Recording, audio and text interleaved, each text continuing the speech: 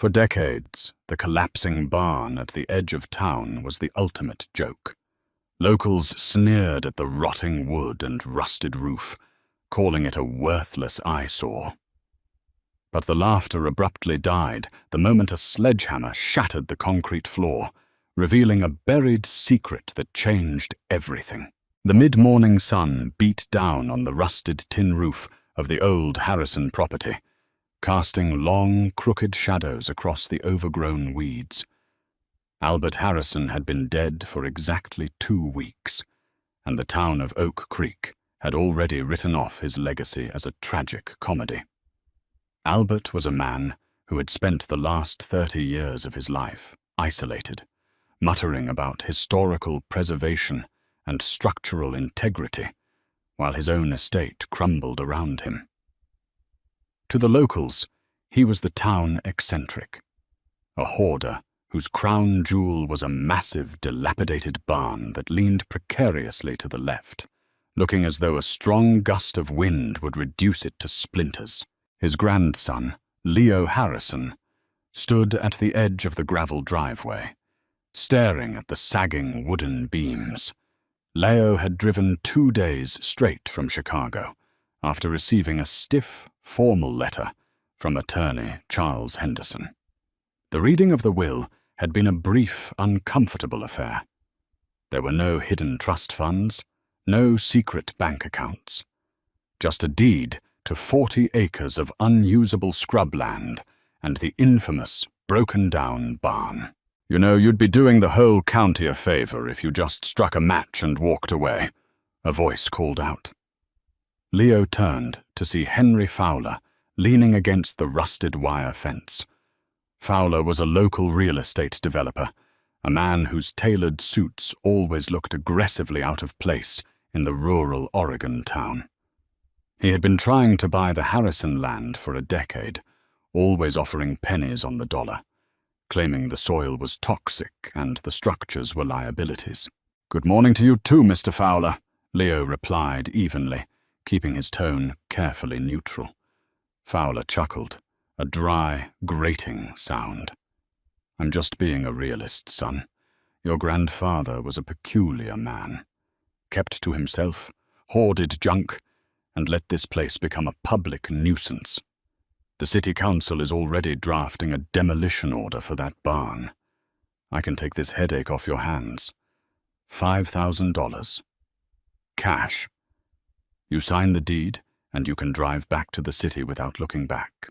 Leo looked from Fowler's smug expression to the rotting facade of the barn. Growing up, Leo had spent summers on this farm. He remembered his grandfather not as a lunatic, but as a quiet, meticulous man who spent hours drawing complex architectural diagrams in the soft dirt with a stick. Albert had always told Leo, "The roots are more important than the branches. Remember that, Leo. People only see what's above ground." "I think I'll hold on to it for a few days," Leo said, turning his back on the developer. "I need to clear out his things anyway." Fowler's smile vanished. "Suit yourself, but when the county fines you for harboring a hazard, don't say I didn't offer you a lifeline." He turned and stalked back to his idling luxury SUV, the tires kicking up a cloud of white dust as he sped away. Determined to prove Fowler and the rest of Oak Creek wrong, Leo grabbed a pair of heavy leather work gloves from his truck and walked toward the barn. The massive sliding doors were jammed shut, the iron track warped by time and rust.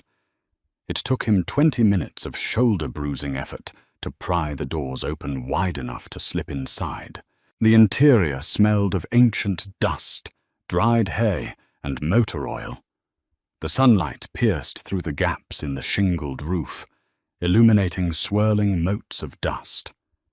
It was a cavernous space, filled with tarp-covered shapes, stacked wooden pallets, and rusted farming equipment. But as Leo walked deeper into the gloom, he noticed something strange. For a barn that was supposedly abandoned and neglected, the center aisle had been meticulously cleared. At the very back, Hidden beneath a heavy canvas drop-cloth sat an old iron craftsman's workbench. Leo approached it, pulling the canvas away. The bench was spotless. Neatly arranged in the center was a single rusted metal lockbox. Curiosity overcoming his grief, Leo picked up a heavy flathead screwdriver from the wall rack and pried the flimsy brass lock open. Inside the box lay a stack of yellowed papers, brittle at the edges. They weren't letters or journals. They were blueprints. Leo carefully unfolded the largest sheet. It was stamped with a date, November 14th, 1951, and bore the official seal of a defunct structural engineering firm. The blueprint depicted the layout of the Harrison property, but it was drawn in cross-sections. Below the superficial drawing of the barn was a massive, shaded rectangular area labeled sub-level vault. Beside the blueprint was a small, leather-bound notebook. Leo flipped it open. His grandfather's erratic handwriting filled the pages, repeating a single phrase over and over on the final page. "The floor is the door. The floor is the door." Leo lowered the notebook and looked down.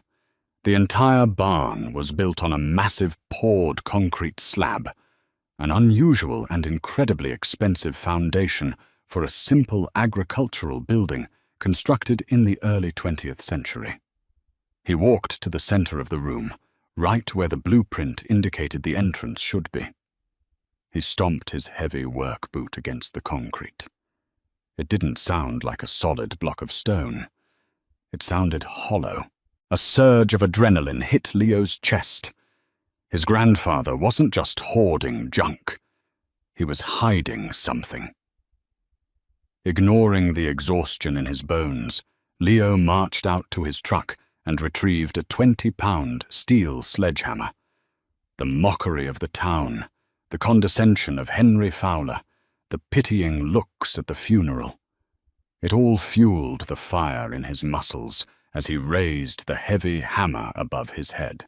The first strike sent a violent, bone-rattling shockwave up Leo's arms, vibrating straight to his teeth. The sledgehammer bounced off the concrete, leaving behind only a faint white scuff mark and a cloud of pulverized dust. Leo took a step back, adjusting his grip, his breath forming ragged plumes in the cool, damp air of the barn. "The roots are more important than the branches," he muttered to himself, echoing his grandfather's cryptic wisdom. He swung again, then again. For 2 grueling hours, the rhythmic, deafening sound of steel smashing against concrete echoed across the empty property. Blisters formed and popped on Leo's palms beneath his gloves, and his shirt became soaked with sweat. Just as he was about to collapse from exhaustion, the hammer struck with a distinctly different sound, a deep, metallic clang. Leo dropped the hammer and dropped to his knees, frantically clearing away the jagged chunks of broken concrete and grey dust. Beneath a 3-inch layer of poured cement, a rusted iron plate emerged. It was a massive, heavy-duty industrial hatch, approximately 4 feet by 4 feet, complete with a sunken rotary wheel lock in the center, resembling the bulkhead door of a submarine. His heart hammered against his ribs. The town of Oak Creek had spent decades laughing at Albert Harrison, calling him a fool for letting his property go to ruin. Completely unaware that he was standing on top of a military-grade bunker, Leo gripped the iron wheel, fully expecting it to be rusted solid. He planted his boots, grabbed the wheel with both hands, and threw his entire body weight into it. With a shriek of agonizing metal friction, the wheel groaned and moved an inch. Encouraged, he pushed harder. The locking mechanisms beneath the thick steel clicked and disengaged one by one. With a final heave, he pulled upward. The heavy door swung back on its massive hinges, hitting the concrete floor with a heavy thud. A blast of cold, stale air rushed up from the darkness, carrying the distinct scent of old paper, leather, and machine oil. Leo grabbed the heavy-duty tactical flashlight from his belt, clicked it on, and aimed the blinding white beam down into the abyss. A perfectly preserved steel ladder descended into a deep, cavernous room. Taking a deep breath to steady his nerves, Leo began the descent. The ladder went down at least 20 feet. When his boots finally hit a solid floor, he slowly swept the flashlight beam around the room, and his jaw dropped. This was no ordinary storm cellar. It was a sprawling subterranean vault, reinforced with thick steel support columns and poured concrete walls that looked strong enough to survive an air raid. The room was immaculately dry, thanks to a complex network of passive ventilation pipes running along the ceiling. But it wasn't the architecture that left Leo speechless. It was what filled the room. In the center of the vault sat two pristine, tarp-covered vehicles. Leo pulled the heavy canvas off the first one, revealing a flawlessly restored 1934 Packard 12, its chrome grille gleaming perfectly under the flashlight beam. Behind it was an old armored transport truck, the kind used by Federal Reserve banks in the mid-20th century, painted in a faded matte olive green. Lining the back wall were dozens of heavy, military surplus wooden crates, stacked 5 feet high. Leo approached the nearest stack, unlatched the heavy iron clasps of the top crate, and pried the lid open. Inside, nestled in layers of yellowed wax paper, were tightly bound bundles of currency. Leo picked up a stack. It was cash, but not modern money. They were pristine, uncirculated silver certificates from the 1930s, bound in original bank straps.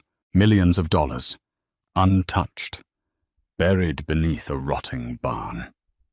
As Leo stood there, a bundle of ancient cash trembling in his hand, his light caught a large, heavy steel desk sitting in the corner of the room. On top of it lay a single, modern manila envelope.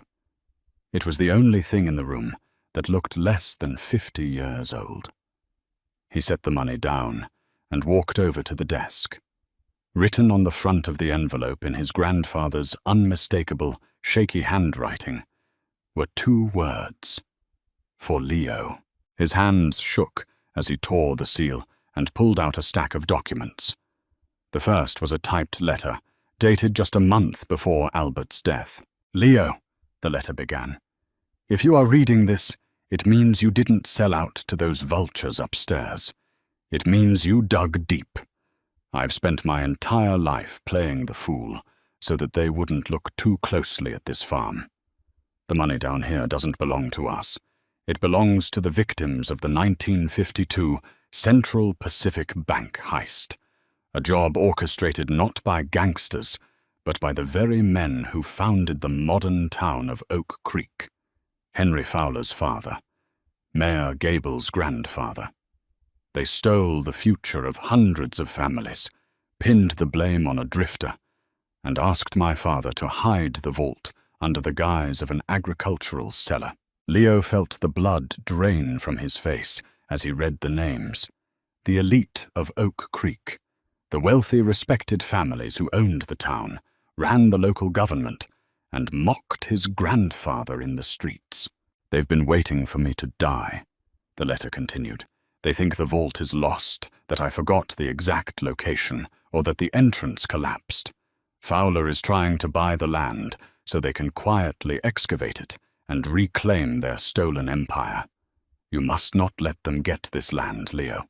Inside the bottom drawer of this desk is the ledger. It contains every signed document, every transfer, and every confession needed to put those families behind bars and return this wealth to the state. But be careful. If Fowler knows you are down there..." Before Leo could finish the sentence, a heavy, echoing sound drifted down from the surface. It was the unmistakable crunch of tires on gravel. Several vehicles. Leo instantly switched off his flashlight, plunging the subterranean vault into absolute suffocating darkness. He held his breath, straining to listen. Above him, heavy footsteps began to echo against the concrete floor of the barn, right near the open hatch. "I told you he wouldn't leave." Henry Fowler's voice drifted down the shaft, devoid of his earlier faux politeness. "Check the perimeter. If he found the entrance, he doesn't leave this property alive." Leo stood trapped in the darkness beneath the earth, clutching the ledger that could destroy a dynasty, realizing the real nightmare had just begun. The absolute darkness of the subterranean vault felt heavy, pressing against Leo's chest like a physical weight. He stood frozen, his hand still resting on the cold steel of the desk, straining to track the sounds filtering down from the barn above. The crunch of boots on the concrete floor was unmistakable. There were at least 3 men up there, their voices muffled but laced with aggressive urgency. "Brooks, bring the heavy floodlights from the truck," Henry Fowler's voice barked, the sound echoing sharply down the ladder shaft. "And call Sheriff Higgins. Tell him to get a couple of off-duty deputies out to the Harrison property immediately. Block the main access road. If that city kid is snooping around, I want him detained for trespassing." Leo's blood ran cold. The local sheriff was in on it too. It made perfect sense. A conspiracy of this magnitude, covering up the 1952 Central Pacific bank heist, would absolutely require the complicity of local law enforcement. Oak Creek wasn't just a town that disliked his grandfather. It was a carefully constructed fortress designed to protect stolen wealth. If Fowler caught him down here, Leo knew he would simply disappear. He would become just another tragic accident, a reckless city boy crushed by a collapsing, rotting barn. Moving with agonizing slowness, Leo unzipped his heavy canvas work jacket and pulled out his cell phone. No signal. The thick concrete and steel-reinforced walls, combined with being 20 feet underground, completely blocked any cellular reception. He was entirely on his own. He needed an exit. Snapping his jacket over his flashlight to muffle the beam, Leo clicked the light on. The dim, red-filtered glow barely illuminated the space, but it was enough to guide him back to the workbench where he had found the blueprints. He desperately unfolded the brittle, yellowed paper, scanning the cross-sections his grandfather had drafted over half a century ago. His eyes traced the main vault chamber, moving outward. There, in the bottom right corner of the schematic, was a secondary passage. It was labeled Emergency Intake/Exhaust Trench, designed to provide fresh air if the main passive vents failed. The drawn line extended approximately 300 feet eastward, terminating directly beneath the old, abandoned grain silo at the far edge of the property. Above him, the squeal of a heavy flashlight turning on pierced the gloom. A bright beam of halogen light swept across the top of the ladder shaft. "I'm going down," a gruff voice, presumably Brooks, echoed. The metal ladder groaned under the weight of a heavy man descending. Panic threatened to lock Leo's muscles, but the survival instinct took over. He grabbed the modern manila envelope containing his grandfather's letter and the explosive ledger from the desk, shoving them deep into his canvas backpack. As an afterthought, he grabbed 2 tight bundles of the 1930s silver certificates and stuffed them in as well. He needed undeniable, physical proof. Leo dropped to his hands and knees, keeping below the sweeping beam of Brooks' flashlight, and crawled toward the eastern wall of the vault. He ran his hands along the freezing concrete baseboard until his fingers brushed against a heavy cast-iron grate. It was 2 feet through and held in place by 4 rusted bolts. "Mr. Fowler!" Brooks yelled, his voice echoing loudly in the cavernous space. "You need to see this. It's here. The trucks, the cash. It's all here." The old crazy bastard actually kept it intact. "Stay put, I'm coming down," Fowler shouted back, his voice trembling with naked, greedy excitement. Using the heavy flathead screwdriver he still had tucked in his belt, Leo jammed the tip under the edge of the grate and pried with all his might. The rusted bolts squealed loudly. "Did you hear that?" Brooks asked, his flashlight beam snapping toward the back of the vault. The light caught the edge of Leo's boot just as he slipped head first into the exhaust trench, dragging his backpack behind him. "Hey, someone's down here!" Brooks bellowed. The sound of heavy boots pounding against the concrete floor signaled a charge. Leo scrambled forward in the pitch-black tunnel. The air in the trench was thick with decades of dust, cobwebs, and the metallic tang of rust. It was suffocatingly tight. His shoulders scraped against the rough concrete walls with every movement. He could hear Brooks tearing the grate completely off its hinges behind him. "He's in the vent pipe. Get back up top," Fowler commanded from the main room. "He can't get far. Spread out. Find where this pipe leads." Leo crawled faster, ignoring the sharp rocks and rusted debris tearing through the knees of his jeans. His lungs burned, gasping for oxygen in the confined space. The darkness was absolute, playing tricks on his mind, making him feel as though the earth was actively compressing around him. He dragged himself forward for what felt like hours, though it could only have been minutes, until his head suddenly bumped against a solid wooden barrier. He had reached the end of the line, the base of the silo. Muffled shouts filtered through the wood. Fowler's men were already outside, sweeping the overgrown fields with high-powered spotlights. Leo rolled onto his back in the cramped space and kicked upward with both heavy work boots. The rotting floorboards of the silo gave way with a loud, splintering crack, raining decades of dried grain dust and wood debris down on his face. He pulled himself up through the hole, emerging into the hollow, echoing belly of the abandoned grain silo. Through the cracks in the wooden slats, he saw beams of light cutting through the thick fog that had rolled into the valley. "Check the silo!" a voice yelled from the direction of the barn. Leo didn't hesitate. He slipped through a missing board at the back of the structure, dropping quietly into the tall, wet grass. Instead of running toward the main road, where Sheriff Higgins's deputies were surely waiting, he bolted directly into the dense, unforgiving Oregon pine forest behind the property.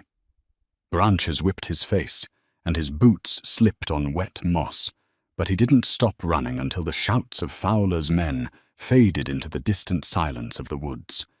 He had the evidence. Now he just needed to find someone he could trust. By 6 a.m. the following morning, Leo was sitting in a brightly lit, neon-soaked diner, 3 counties away from Oak Creek. He was covered in mud, his hands were bleeding, and he had spent the last 7 hours hiking through treacherous backcountry to avoid the main highways. Across the sticky laminate table sat Special Agent William Caldwell of the Federal Bureau of Investigation's Financial Crimes Division. Caldwell, a stern-faced man in his late 50s, sipped a black coffee and stared at the items Leo had laid out between the salt and pepper shakers. "Let me make sure I understand you, Mr. Harrison," Caldwell said, his voice a low, serious rumble. "You are claiming that the 1952 Central Pacific Bank heist, a federal case that has been cold for 70 years, was orchestrated by the founding families of Oak Creek, and the stolen assets are currently sitting in a bunker beneath your grandfather's barn." "I'm not just claiming it. I brought the receipts," Leo said, his voice raspy from exhaustion. He slid the ledger across the table. Caldwell opened the book. His eyes scanned the meticulous, detailed entries Albert Harrison had secretly compiled over a lifetime of surveillance. The ledger was a devastating masterclass in forensic accounting, detailing the conspiracy with surgical precision. It included the original manifest, a stolen carbon copy of the bank's internal vault inventory from 1952, matching the exact serial numbers of the recovered cash. The bribe records, dates and exact amounts paid to former police chiefs and county judges to look the other way, funneled through dummy construction companies. The confession, a signed, notarized affidavit from Albert's own father, confessing to building the vault under duress after being blackmailed by Henry Fowler's grandfather. The money. 2 pristine bundles of 1930s silver certificates, complete with the original Central Pacific Bank stamps. Caldwell picked up a bundle of the antique cash, inspecting the seal. The skepticism melted from his eyes, replaced by a sharp, professional intensity. The local sheriff is out there right now.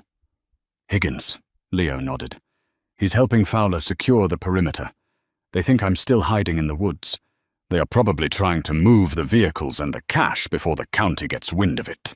Caldwell snapped his cell phone shut after sending a rapid text message. Not today, they aren't. Eat your eggs, Leo. We're going for a ride. 3 hours later, the quiet, mocking town of Oak Creek was rudely awakened by a sight it had never seen before. A convoy of 12 black federal SUVs, accompanied by heavily armed state police tactical units, roared down Main Street, completely bypassing the local precinct. They tore down the dirt road leading to the Harrison property, kicking up a massive storm of dust. Henry Fowler was standing near a flatbed tow truck, barking orders at Brooks, who was trying to winch the pristine 1934 Packard out of the underground vault. Sheriff Higgins was leaning against his cruiser, smoking a cigar. When the federal convoy breached the gates, Higgins dropped his cigar, his face draining of color. Before the sheriff could even reach for his radio, state troopers had him pinned against the hood of his own vehicle, stripping him of his badge and weapon. Fowler froze as Special Agent Caldwell stepped out of the lead SUV, followed closely by Leo. "What is the meaning of this?" Fowler demanded, trying to project his usual arrogant authority. "This is private property. I am a respected developer in this county." "Not anymore, Mr. Fowler," Caldwell said coldly, holding up a federal search warrant. "You are under arrest for conspiracy, extortion, destruction of evidence, and the attempted murder of Leo Harrison. We also have warrants out for Mayor Gable and half the city council. It seems your grandfather's secrets just caught up with you." Fowler's eyes darted to Leo, filled with a venomous, impotent rage as federal agents swarmed the barn, descending into the vault to secure the millions of dollars in stolen currency. The empire built on stolen money and local intimidation had crumbled in a matter of hours. In the weeks that followed, the story exploded across national news networks. The Oak Creek conspiracy became the biggest scandal of the decade. The town's elite were indicted, their assets frozen, and the stolen funds were placed in a federal trust to compensate the descendants of the original bank victims. As for Leo, the state seized the stolen cash, but the law had a surprising loophole. Because Albert Harrison and his father had legally purchased the farm, the vault itself, and legally acquired the antique vehicles to serve as a cover for the bunker, the real estate and the cars belonged entirely to Leo. A year later, the rotting barn was finally demolished. In its place, Leo built a beautiful, modern farmhouse. The underground vault was structurally reinforced and converted into a massive, climate-controlled garage. The crown jewel of the garage was the flawlessly restored 1934 Packard 12. The town of Oak Creek never mocked the Harrison name again. They realized too late that Albert Harrison wasn't a crazy hoarder. He was a silent guardian, a man who sacrificed his own reputation to ensure that justice no matter how delayed, would eventually be served. He had lived by his own words. The roots truly were more important than the branches, and from those deep, hidden roots, Leo had finally brought the truth into the light. What an unbelievable ending to a story of hidden secrets, corrupt towns, and ultimate justice. Albert Harrison proved that true heroes sometimes hide in plain sight, and Leo made sure his grandfather's incredible sacrifice wasn't in vain. If you loved this thrilling real-life treasure hunt and want more incredible stories of hidden mysteries, make sure to hit that like button, share this video with your friends, and subscribe to our channel right now. What would you have done with the vault? Let us know in the comments below.